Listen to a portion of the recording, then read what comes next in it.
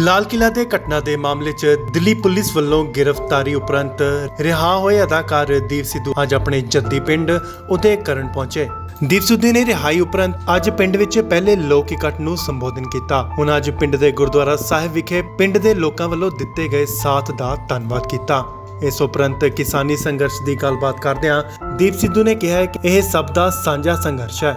ਉਹਨਾਂ ਕਿਹਾ ਹੈ ਕਿ ਕਿਸਾਨੀ ਸੰਘਰਸ਼ ਨਾਲ ਸਾਡਾ ਵਿਰਸਾ ਜਾਗਿਆ ਹੈ।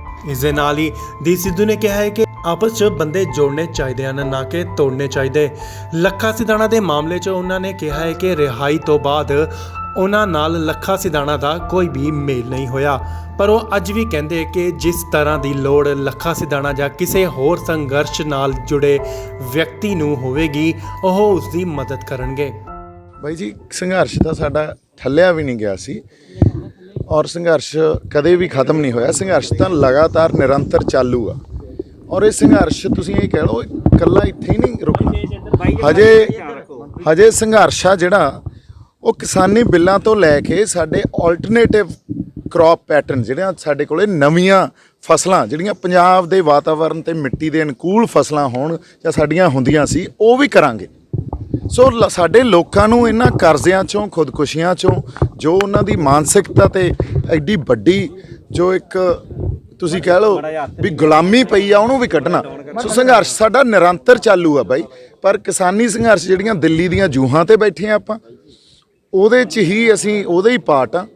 ਉਸੇ ਸੰਘਰਸ਼ ਨੂੰ ਅੱਗੇ ਵਧਾਵਾਂਗੇ। ਆਪਦੇ ਲੋਕਾਂ ਨੂੰ ਵੀ ਇਹ ਕਹਾਂਗੇ ਵੀ ਵੱਧ ਤੋਂ ਵੱਧ ਸ਼ਮੂਲੀਅਤ ਦਿਓ ਤੇ ਲੀਡਰਸ਼ਿਪ ਨੂੰ ਮੈਂ ਬੇਨਤੀ ਇਹ ਕਰੂੰਗਾ ਵੀ ਕੋਈ ਪਲਾਨ ਦਿਓ ਅਗਲਾ, ਤਾਂ ਕਿ ਅਸੀਂ ਸਾਰਿਆਂ ਨੂੰ ਇੱਥੋਂ ਆਪਦੇ ਲੋਕਾਂ ਨੂੰ ਲੈ ਕੇ ਆ ਸਕੀਏ ਤੇ ਫਿਰ ਇੱਕ ਵਾਰੀ ਉਨੀ ਹਿੰਮਤ ਨਾਲ ਜਿਵੇਂ ਆਪਾਂ 26 ਜਨਵਰੀ ਨੂੰ ਦਿਖਾਈ ਸੀ 25 26 ਦਾ ਤੁਸੀਂ ਉੱਥੇ ਮਾਹੌਲ ਦੇਖਣਾ ਸੀ। ਉਦੋਂ ਚਲੋ ਗੱਲ ਨਹੀਂ ਸਾਂਭੀ ਗਈ, ਗੱਲ ਨੂੰ ਕਿਸੇ ਹੋਰ ਪਾਸੇ ਤੋਰਤਾ, ਸਾਨੂੰ ਬਦਨਾਮ ਕਰ ਦਿੱਤਾ ਗਿਆ ਜਾਂ ਉਸ ਸਾਰੇ ਵਰਤਾਰੇ ਨੂੰ ਬਦਨਾਮ ਕਰ ਦਿੱਤਾ ਗਿਆ। ਸਾਡੇ ਬੰਦਿਆਂ ਨੇ ਕੁਝ ਵੀ ਗਲਤ ਨਹੀਂ ਕੀਤਾ। ਸਾਡੇ ਬੰਦੇ ਜਾਬਤੇ 'ਚ ਰਹੇ, ਪੀਸਫੁਲ ਰਹੇ। ਜਿਹੜੀ ਮਾੜੀ ਮੋਟੀ ਕੁੱਟਮਾਰ ਹੋਈ ਆ ਪਹਿਲਾਂ ਪੁਲਿਸ ਨੇ, ਕਿਉਂਕਿ ਮੈਂ ਤਾਂ ਸਾਰੇ ਵੀਡੀਓਜ਼ ਦੇਖੇ ਨਾ, ਇੰਟਰੋਗੇਸ਼ਨ 'ਚ ਮੈਨੂੰ ਦਿਖਾਉਂਦੇ ਸੀ, ਕਹਿੰਦੇ ਸੀ ਦੱਸੋ ਕੌਣ ਆ ਇਹ। ਉਹਦੇ 'ਚ ਪੁਲਿਸ ਨੇ ਪਹਿਲਾਂ ਲਾਠੀ ਚਾਰਜ ਸ਼ੁਰੂ ਕੀਤਾ। ਲਾਠੀ ਚਾਰਜ 'ਚ ਸਾਡੇ ਬੰਦੇ ਭੱਜ ਪਏ। ਇਹ ਸਾਰਾ ਕੁਝ ਉਹਨਾਂ ਕੋਲੇ ਵੀਡੀਓ 'ਚ ਪਿਆ, ਪਰ ਉਹਨਾਂ ਨੇ ਬਦਨਾਮ ਸਾਨੂੰ ਹੀ ਕਰਨਾ। ਭੱਜ ਪਏ ਤਾਂ ਸਾਡੇ ਨਿਹੰਗ ਸਿੰਘ ਖੜ ਗਏ, ਨਿਹੰਗ ਸਿੰਘ ਉਹਨਾਂ ਨੂੰ ਪੈ ਗਏ। ਜਦੋਂ ਉਹ ਪੈ ਗਏ ਤਾਂ ਆਪਸ 'ਚ ਮਾੜੀ ਮੋਟੀ ਝੜਪ ਹੋ ਗਈ। ਉਦੋਂ ਬਾਅਦ ਆਪਣੇ ਬੰਦਿਆਂ ਨੇ ਉੱਤੇ ਲੇਟ ਉਹਨਾਂ ਨੂੰ ਬਚਾਇਆ, ਪਰ ਉਹ ਕਦੇ ਨਹੀਂ ਦਿਖਾਉਣਗੇ। ਉਹੀ ਦਿਖਾਉਣਗੇ ਜਿਹੜੀਆਂ ਛਾਲਾਂ ਮਾਰੀ ਜਾਂਦੇ ਸੀ ਉਹ। ਸੋ ਸੰਘਰਸ਼ ਉੱਥੇ ਹੀ ਹੈ ਜੀ ਹਜੇ ਵੀ। ਰਿਹਾਈ ਤੋਂ ਬਾਅਦ ਪਹਿਲਾ ਲੋਕ ਪ੍ਰੋਗਰਾਮ ਆ ਜੇ ਅਸੀਂ ਦੇਖੀਏ ਹਾਂਜੀ ਕਿ ਨਵੀਂ ਸ਼ੁਰੂਆਤ ਆ, ਕੋਈ ਪਿੰਡ ਪੱਧਰ ਤੇ ਅਸੀਂ ਲੋਕਾਂ ਨੂੰ ਨਾਲ ਜੋੜਨ ਦੀ ਕਰ ਰਹੇ ਹੈਗੇ, ਕਿਉਂਕਿ ਤੁਸੀਂ ਕਹਿ ਰਹੇ ਹੋ ਸੰਘਰਸ਼ ਨਹੀਂ ਖਤਮ ਹੋਇਆ ਜਾਂ ਨਹੀਂ ਰੁਕਿਆ, ਪਰ ਇਹ ਵੀ ਇੱਕ ਤੱਥ ਹੈ ਕਿ ਉਸ ਤੋਂ ਬਾਅਦ ਸਾਨੂੰ ਸਰਕਾਰ ਦੀ ਕਾਲ ਵੀ ਕੋਈ ਨਹੀਂ ਆਈ ਕਿ ਸਾਡਾ ਕੋਈ ਮਿਲੋ। ਬਿਲਕੁਲ ਸਹੀ ਗੱਲ ਆ। ਇਹਦੇ ਲਈ ਹੀ ਮੈਂ ਹਮੇਸ਼ਾ ਲੀਡਰਸ਼ਿਪ ਨੂੰ ਬੇਨਤੀ ਕਰਦਾ ਰਿਹਾ ਵੀ ਤੁਸੀਂ ਆਪ ਵੇਖੋ 26 ਤਰੀਕ ਤੋਂ ਪਹਿਲਾਂ ਕਿਵੇਂ ਤਰਲੋ ਮੱਛੀ ਹੁੰਦੀ ਸੀ ਸਰਕਾਰ, ਕਿਵੇਂ ਵਾਰ-ਵਾਰ ਤੁਹਾਨੂੰ ਮੈਰਾਥਨ ਮੀਟਿੰਗਸ ਲਈ ਬੁਲਾਉਂਦੀ ਸੀ ਵੀ ਇੱਕਦਮ ਮੀਟਿੰਗ ਕਰੋ ਜੀ, ਆ ਕੇ ਸਾਡੇ ਨਾਲ ਕੋਈ ਗੱਲਬਾਤ ਕਰੋ। 26 ਤਰੀਕ ਤੋਂ ਬਾਅਦ ਜਦੋਂ ਤੁਸੀਂ ਆਪ ਹੀ ਸਰਕਾਰ ਦੀ ਬੋਲੀ ਬੋਲਣ ਲੱਗ ਗਏ, ਉਹੀ ਤਾਂ ਨੈਸ਼ਨਲ ਮੀਡੀਆ ਦੇ ਚੈਨਲ ਬੋਲ ਰਹੇ ਸੀ ਬੋਲੀ, ਉਹੀ ਸਾਡੇ ਆਗੂ ਬੋਲਣ ਲੱਗ ਗਏ। ਕਿਤੇ ਨਾ ਕਿਤੇ ਸਾਡੇ ਲੋਕਾਂ 'ਚ ਇਸ ਗੱਲ ਦੀ ਨਿਰਾਸ਼ਾ ਗਈ ਆ ਔਰ ਤੁਸੀਂ ਉਸ ਤੋਂ ਬਾਅਦ ਸਰਟੀਫਿਕੇਟ ਵੰਡਣ ਲੱਗੇ ਉਹਨਾਂ ਬੰਦਿਆਂ ਦਾ ਹੀ ਜਿਹੜੇ ਤੁਹਾਡੇ ਨਾਲ ਹੀ ਪਿਛਲੇ 4-5-6 ਮਹੀਨਿਆਂ ਤੋਂ ਤੰਬੂਆਂ 'ਚ ਸੜਕਾਂ ਤੇ ਬੈਠੇ ਸੀ। ਫਿਰ ਜਦੋਂ ਇਹੋ ਜਿਹੇ ਵਰਤਾਰੇ ਚੱਲਣ ਤਾਂ ਇਹ ਕਦੇ ਲੀਡਰਸ਼ਿਪ ਨੂੰ ਸਮਝ ਨਹੀਂ ਆਉਂਦੀ ਹੁੰਦੀ, ਪ੍ਰੈਸ਼ਰ ਬਹੁਤ ਹੁੰਦਾ ਜਾਂ ਆਪਦੀ ਜ਼ਿੰਮੇਵਾਰੀ ਜਿਹੜੀ ਉਹਨਾਂ ਦੀ ਬੁਲਾਇਆ ਕਿਹਨੇ ਸੀ? ਦਿੱਲੀ ਕਿਸਾਨ ਲੀਡਰਸ਼ਿਪ ਨਹੀਂ ਬੁਲਾਇਆ ਸੀ ਨਾ। ਰਿੰਗ ਰੋਡ ਜਾ ਕੇ ਮਾਰਚ ਕਰਾਂਗੇ ਕਿਹਨੇ ਕਿਹਾ ਸੀ?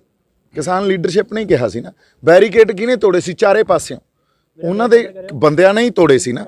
ਸੋ ਜੇ ਅਸੀਂ ਆਪਦੇ ਬੰਦਿਆਂ ਤੋਂ ਮੁਨਕਰ ਹੋ ਜਾਾਂਗੇ ਤਾਂ ਲੋਕਾਂ ਦੇ ਮਨਾਂ 'ਚ ਠੇਸ ਵੱਜੂਗੀ ਤੇ ਉਹ ਠੇਸ ਵੱਜੀ, ਪਰ ਕੋਈ ਨਹੀਂ, ਅਸੀਂ ਵਾਪਸ ਆਪਦੇ ਆਪ ਨੂੰ ਰੀਗੇਨ ਕਰਕੇ ਫਿਰ ਉੱਥੇ ਜਾਵਾਂਗੇ। ਅਗਲਾ ਪ੍ਰੋਗਰਾਮ ਤਾਂ ਹੋਣ ਦਿਓ। ਤੁਸੀਂ ਅੱਜ ਆਪਣੇ ਜੱਦੀ ਪਿੰਡ ਪਹੁੰਚੇ ਹੋਏ ਹੋ। ਹਾਂਜੀ ਨਹੀਂ ਦੇਖੋ, ਹਾਂਜੀ ਗੱਲ ਇਹ ਹੈ ਬਾਈ, ਜਿਹੜਾ ਮੈਂ ਪਹਿਲਾਂ ਹੀ ਕਿਹਾ ਪਹਿਚਾਣ ਹੀ ਸਾਡੀ, ਖਾਸ ਤੌਰ ਤੇ ਜੇ ਆਪਾਂ ਪਿੰਡਾਂ ਦੀ ਗੱਲ ਕਰੀਏ, ਪੰਜਾਬ ਹਰਿਆਣੇ ਦੀ ਵੀ ਗੱਲ ਕਰੀਏ, ਸਾਡੀ ਪਛਾਣ ਹੀ ਪਿੰਡਾਂ ਦੇ ਨਾਲ ਹੁੰਦੀ ਆ, ਆਪਦੇ ਪਿੰਡ ਦੇ ਨਾਲ ਹੁੰਦੀ ਆ। ਔਰ ਜੇ ਅਸੀਂ ਕਹਿੰਦੇ ਆ ਵੀ ਪੰਜਾਬ ਪਿੰਡਾਂ 'ਚ ਹੀ ਵੱਸਦਾ, ਅੱਜ ਵੀ ਪਿੰਡਾਂ 'ਚ ਹੀ ਵੱਸਦਾ। ਸੋ ਉਸੇ ਪੰਜਾਬ ਦੀ ਹੋਂਦ ਦੀ ਲੜਾਈ ਲੜ ਰਹੇ ਹਾਂ ਅਸੀਂ। ਤੇ ਜੇ ਪੰਜਾਬ ਤੁਹਾਡੀ ਹੋਂਦ ਦੀ ਲੜਾਈ ਅਸੀਂ ਲੜ ਰਹੇ ਹਾਂ, ਪਿੰਡੋਂ ਪਿਆਰ ਮਿਲਦਾ ਜਾਂ ਪਿੰਡ ਵਾਲੇ ਨਾਲ ਖੜਦੇ ਆ, ਇਦੋਂ ਵੱਡੀ ਗੱਲ ਹੋਰ ਕੀ ਹੋ ਸਕਦੀ ਆ। ਜਗਜੀਤ ਸਿੱਧੂ ਜਦੋਂ ਵੀ ਚੱਲੇ ਇੱਕ ਪਲਾਨ ਬਣਾ ਕੇ ਮਾਸਟਰ ਪਲਾਨ ਤੁਸੀਂ ਵੀਡੀਓ 'ਚ ਵੀ ਦੱਸਦੇ ਰਹੇ ਹੁਣ ਕੀ ਪਲਾਨ ਬਣਾ ਕੇ ਅਸੀਂ ਨਿਕਲੇ ਆ ਪਿੰਡਾਂ ਦੇ ਵਿੱਚ ਕਿ ਕਿਸਾਨੀ ਸੰਘਰਸ਼ ਦੀ ਕਿਸ ਤਰ੍ਹਾਂ ਸ਼ਮੂਲੀਅਤ ਹੋਣਾ ਦੀਪ ਦੀ ਹੋਏਗੀ, ਦੁਬਾਰਾ ਲੋਕ ਵੀ ਵੇਖਣਾ ਚਾਹੁੰਦੇ ਹੋ ਸਟੇਜ ਦੇ ਉੱਤੇ। ਬਾਈ ਗੱਲ ਨਹੀਂ, ਸਟੇਜ ਤੇ ਤਾਂ ਮੈਂ ਪਹਿਲਾਂ ਵੀ ਨਹੀਂ ਗਿਆ ਸੀ, ਮੈਨੂੰ ਉਹਨਾਂ ਨੇ ਕਿਹਾ ਵੀ ਸੀ ਵੀ ਸਟੇਜ ਤੋਂ ਪਾਸੇ ਹੋ ਰਹੀ ਸੀ। ਹੁਣ ਵੀ ਜਿਵੇਂ ਉਹ ਕਹਿਣਗੇ ਉਵੇਂ ਚੱਲਾਂਗੇ, ਸਾਡੀ ਲੀਡਰਸ਼ਿਪ ਕਹੂਗੀ। ਪਰ ਲੀਡਰਸ਼ਿਪ ਨੂੰ ਬੇਨਤੀ ਇਹ ਆ, ਪਲਾਨ 26 ਨਵੰਬਰ ਦਾ ਵੀ ਉਹਨਾਂ ਨੇ ਦਿੱਤਾ ਸੀ, ਤੁਸੀਂ ਮੈਨੂੰ 26 ਨਵੰਬਰ ਨੂੰ ਵੀ ਦੇਖ ਲਿਆ ਸੀ, 26 ਜਨਵਰੀ ਦਾ ਵੀ ਦਿੱਤਾ ਸੀ।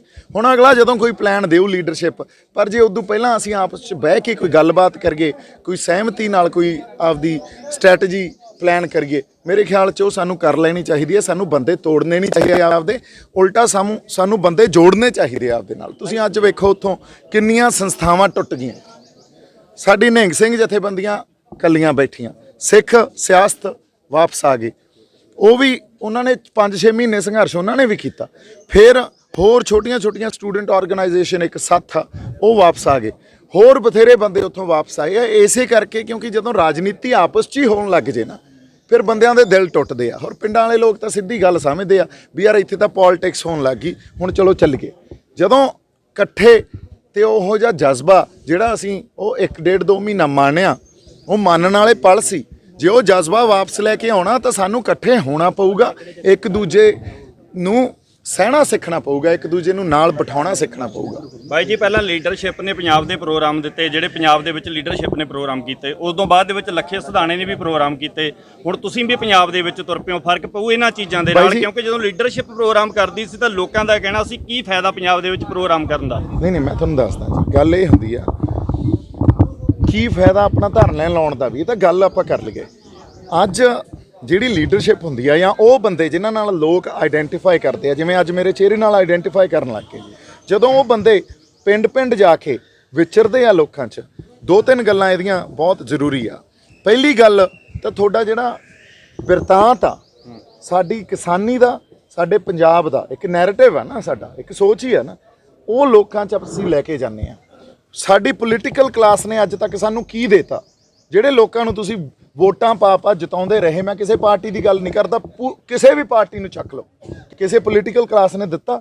ਉਹ ਪੋਲੀਟੀਕਲ ਕਲਾਸ ਕਦੇ ਤੁਹਾਡੇ ਨਾਲ ਆ ਕੇ ਧਰਨਿਆਂ 'ਚ ਮੋਰਚਿਆਂ 'ਚ ਬੈਠੀ ਆ ਕਿ ਇਕੱਲੇ ਖੰਡ ਪਾਠ ਦਾ ਭੋਗ ਹੋਵੇ ਜਾਂ ਵਿਆਹ ਹੋਵੇ ਉੱਥੇ ਹੀ ਸੱਦਦੇ ਆ ਆਪਾਂ ਉਹਨਾਂ ਨੂੰ? ਫਰਜ਼ ਉਹਨਾਂ ਦਾ ਕੀ ਬਣਦਾ ਸੀ? ਪੋਲੀਟੀਕਲ ਕਲਾਸ ਜਿਹੜੇ ਚੁਣੇ ਹੋਏ ਬੰਦੇ ਆ ਸਾਡੇ, ਉਹ ਧਰਨਿਆਂ 'ਚ ਮੋਰਚਿਆਂ 'ਚ ਬੈਠੇ ਹੋਣੇ ਚਾਹੀਦੇ ਸੀ ਸਾਡੇ ਨਾਲ ਜਦੋਂ ਸਾਡੇ ਤੇ ਵਕਤ ਪਿਆ, ਪਰ ਅੱਜ ਚੰਡੀਗੜ੍ਹ ਕੋਠੀਆਂ 'ਚ ਬੈਠੇ ਆ, ਹਜੇ ਤੱਕ ਕੋਈ ਨਹੀਂ ਖੜਾ। ਸੋ ਇਹ ਗੱਲਾਂ ਕੌਣ ਦੱਸੂਗਾ ਲੋਕਾਂ ਨੂੰ ਜਾ ਕੇ? ਅਸੀਂ ਚੇਂਜ ਕਿਵੇਂ ਲੈ ਕੇ ਆਵਾਂਗੇ? ਚੇਂਜ ਤਾਂ ਸਾਡੇ ਮਿੱਟੀ ਤੋਂ ਹੀ ਆਉਣੀ ਹੈ ਨਾ, ਉਹ ਮਿੱਟੀ ਨੇ ਹੀ ਲੋਕਾਂ ਨੂੰ ਝੰਜੋੜਨਾ, ਮਿੱਟੀ ਨੇ, ਵਿਰਸੇ ਨੇ ਹੀ ਲੋਕਾਂ ਨੂੰ ਦੱਸਣਾ ਵੀ ਨਹੀਂ ਅਸੀਂ ਬਹੁਤ ਸਹਿ ਲਿਆ। ਹੁਣ ਆਪਦੇ ਵਿਰਸੇ ਪ੍ਰਤੀ, ਆਪਦੇ ਫਲਸਫਿਆਂ ਪ੍ਰਤੀ ਇਮਾਨਦਾਰ ਹੋਣਾ ਪਊਗਾ ਤੇ ਅਸਲ ਤੌਰ ਤੇ ਸੋਚੋ। ਜੇ ਬਚਣਾ ਤਾਂ ਸਾਨੂੰ ਆਮ ਤੌਰ ਤੇ ਪਿੰਡਾਂ 'ਚ ਕਿਹਾ ਜਾਂਦਾ ਵੀ ਯਾਰ 4 ਪੈਸੇ ਲਓ ਤੇ ਵੋਟਾਂ ਪਾ ਦਿਓ। ਇਹ ਤਾਂ ਯਾਰ ਜਮਾਂ ਸਭ ਤੋਂ ਵੱਡੀ ਕਰਪਟ ਕਰ ਰਹੀ ਹੈ ਸਾਨੂੰ ਗੱਲ ਜੀ। ਬਾਪੂ ਡਿਵਡਵਾ ਜੀ ਜਿਹੜੇ ਨੇ ਉਹ ਨੌਜਵਾਨਾਂ ਨੂੰ ਲੈ ਕੇ ਮੋਗੇ ਤੋਂ ਚੱਲੇ, ਨੌਜਵਾਨ ਸ਼ੰਭੂ ਬਾਰਡਰ ਤੋਂ ਪਿੱਛੇ ਨੂੰ ਮੁੜਿਆ ਹੈ, ਨਾਲ ਉਹਨਾਂ ਦੇ 100 ਜਣਾ ਵੀ ਨਹੀਂ ਉੱਥੇ ਪਹੁੰਚਿਆ, ਜਦ ਕਿ ਪਲਾਨ ਬਹੁਤ ਤਕੜਾ ਸੀ। ਹਾਂਜੀ, ਪਿਛਲੇ ਦਿਨਾਂ ਦੇ ਵਿੱਚ ਹੀ ਲੱਖਾ ਸਿਧਾਣਾ ਨੌਜਵਾਨਾਂ ਨੂੰ ਲੈ ਕੇ ਚੱਲਿਆ, ਦੇਖਣ ਨੂੰ ਮਿਲਿਆ ਇਕੱਠ ਬਹੁਤ ਜ਼ਿਆਦਾ ਸੀ, ਪਰ ਉੱਥੋਂ ਲੱਖੇ ਸਿਧਾਣੇ ਦੇ ਨਾਲ ਹੀ ਨੌਜਵਾਨ ਜਿਹੜੇ ਵਾਪਸ ਮੁੜਿਆ ਹੈ। ਕਾਰਨ ਕੀ ਨੇ? ਤੁਹਾਡੇ ਨਾਲ ਨੌਜਵਾਨ ਜਾਣਾ ਚਾਹਣਗੇ ਉੱਥੇ? ਬਾਈ ਜੀ, ਮੇਰੇ ਨਾਲ ਜਾਂ ਕਿਸੇ ਹੋਰ ਸ਼ਖਸੀਅਤ ਨਾਲ ਜਾਣ ਦੀ ਗੱਲ ਨਹੀਂ। ਜਦੋਂ ਇਹਨਾਂ ਦੀਆਂ ਰੂਹਾਂ ਨੂੰ ਉੱਥੇ ਸੱਟ ਵੱਜੂ ਨਾ, ਦੇਖੋ ਸਾਨੂੰ ਸਾਡੇ ਗੁਰੂ ਸਾਹਿਬਾਨਾਂ ਨੇ ਕੀ ਕੀਤਾ ਸੀ। ਜਿਹੜੇ ਮਾਡਰਨ ਐਜੂਕੇਸ਼ਨ ਆ ਉਹ ਤਾਂ ਕਾਨੂੰਨ ਬਣਾਉਂਦੀ ਆ, ਨਿਯਮ ਬਣਾਉਂਦੀ ਆ, ਤੇ ਤੁਹਾਨੂੰ ਸੰਬੋਧਨ ਕਿਵੇਂ ਕਰਦੀ ਆ ਉਹ ਦਿਖਾ ਕੇ ਵੀ ਆਹ ਜੇ ਕਾਨੂੰਨ ਤੋੜਿਆ ਤਾਂ ਤੁਹਾਨੂੰ ਸਜ਼ਾ ਮਿਲੂਗੀ, ਪਰ ਉਹ ਤੁਹਾਨੂੰ ਕਦੇ ਵੀ ਅੰਦਰੋਂ ਨਹੀਂ ਝੰਜੋੜਦੀ। ਸਾਡੇ ਗੁਰੂ ਸਾਹਿਬਾਨਾਂ ਨੇ ਅੰਦਰੋਂ ਝੰਜੋੜਿਆ ਸੀ ਸਾਨੂੰ, ਸਾਡੀਆਂ ਆਤਮਾਵਾਂ ਨੂੰ, ਸਾਡੇ ਮਨਾਂ ਨੂੰ ਸੰਬੋਧਨ ਕੀਤਾ ਸੀ।